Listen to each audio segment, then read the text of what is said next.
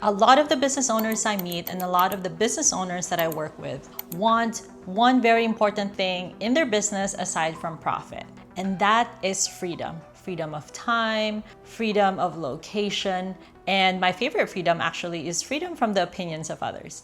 So as we all know, starting a business is not an easy thing. There is a reason why most people don't have businesses, and even the people who want to have a business take a lot of time before they start a business. There's so many risks, and a lot of people don't even end up doing it. They just keep talking about it. And so if you're one of the business owners who are craving for freedom and ease in their business, you better listen to this video. In this video, I will teach you certain principles on how to build systems around your business so your business can run without you. These are some of the very important mindset shifts, perspectives, and even practical steps to take so that you can step out of your business, take that vacation, do something inspiring, and even join a mastermind. So first thing is systems equals freedom. So systems is not restriction. Having systems doesn't mean that you'll only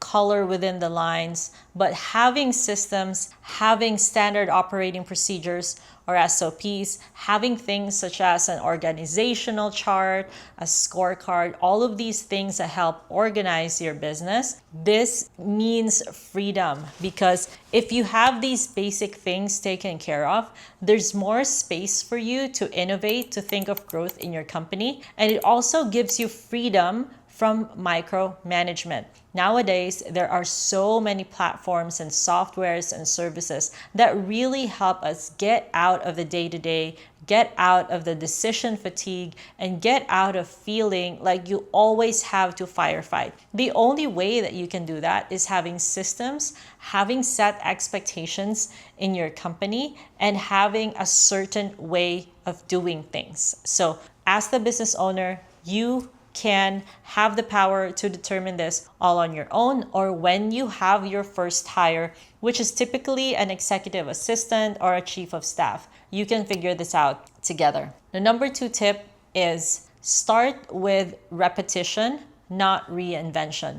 So think about all of the tasks that you do daily and think about all of the repetitive tasks that you're doing. So this could be something in terms of lead generation, following up your prospects, onboarding your clients, some of the forms that you always give out, some of the payment links that you always give out. Think about the things that you do every single day and think about ways to automate them, to build a really good SOP, and maybe to build a checklist. Let me give you a very practical example. So in my company, in Proximity Outsourcing, there are so many links that we shared around. So many links. We have like 8 websites that we manage. We have certain Stripe links for certain payments. We have probably over 20 Stripe links right now for different offers, discounted links for our affiliates and our current clients and things like that.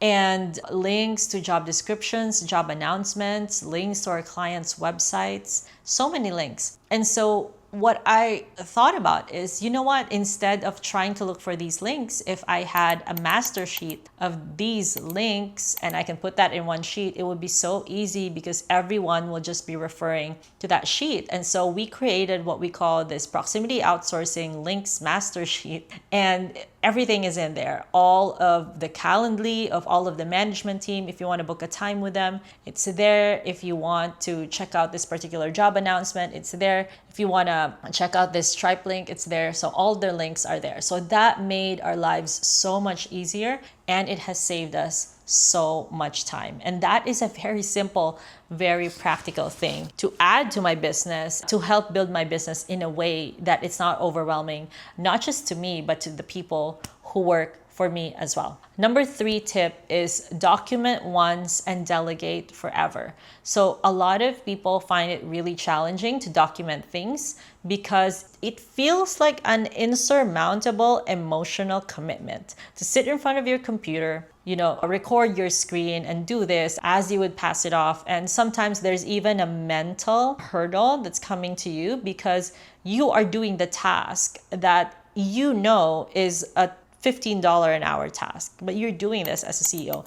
But remember, you're just doing this so you can pass it off to someone. And so get your documentation in place, do all the Loom videos, properly organize them in Google Sheets, properly store your templates. And the other benefit right now is because of AI, you can even pre-program certain GPTs so that you can write certain emails in a certain way, certain documents, certain proposals. So all you need to do is document these prompts, or maybe document certain logins to certain platforms that you want your team to use. But yeah, document a lot. And always remember, if you feel that mental hurdle of documenting, oh, this is tiring, I hate this, just think about this. Document once, delegate forever, okay? All right. Number 4, automate what humans don't need to touch. So if there are certain things that you don't need to do yourself, or that your virtual assistant, your project manager, your operations manager don't need to do, just automate that. In fact, you can even use ChatGPT to ask, hey, what automation platform can I use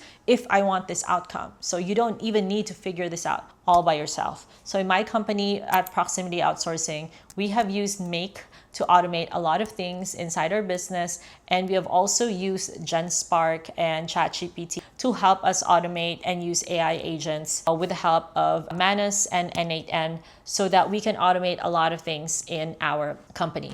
One thing that I personally love as a business owner is an AI agent that goes through my emails and writes replies and lets the replies sit on the drafts. And when I get to it, I just look at it and I can send it. So I still get to see everything, but 90% of the job has already been done, right? So that's just one example. There are a lot of people that can do this for you right now. In fact, if you want to hire someone, we have automations experts in our company. You can hire like a 10 hours a week automations and optimization person in your agency or in your online business. Or honestly, if you want to offer this as a service to other businesses, go for it. It's such a valuable thing to have in your business, to have someone really good at automations, at figuring things out so that you can be more efficient in your business. Number 5 tip is to hire roles, not hands. Hire for outcomes and leadership and intelligence and problem solving. Don't just hire people that checks things off a to-do list and then they'll just twiddle their thumbs for the rest of the day. So hire people that have ownership, hire people that you have an agreement with them to have a certain outcome. It's always better that way. You get to really build a real business out of that mindset, because now it's not just you doing all the tasks and micromanagement. You don't want that in your company, and this is one really, really good way to build a business that runs without you. Number 6, and my last tip, is measure what matters and then continuously improve. So there are a lot of ways that you can measure things in your business that are important, like number of leads, conversion rates, like the length of time it takes from a prospect to make a decision. What's your AOV? What's your LTV? What is our projected growth? How are we growing year over year? So many numbers, so many things. So measure the things that really matter for you based on your goals and based on where you're heading as a business and where you want to go in terms of a revenue level, and then continuously improve them. Investigate. And now that you've outsourced a lot of things, ideally in your business, and you've hired managers and not just virtual assistants, there are certain things that you can focus on, you can improve. And the only way that you can really do that is if you measure and if you track these things. And additional tip, do a little bit of test.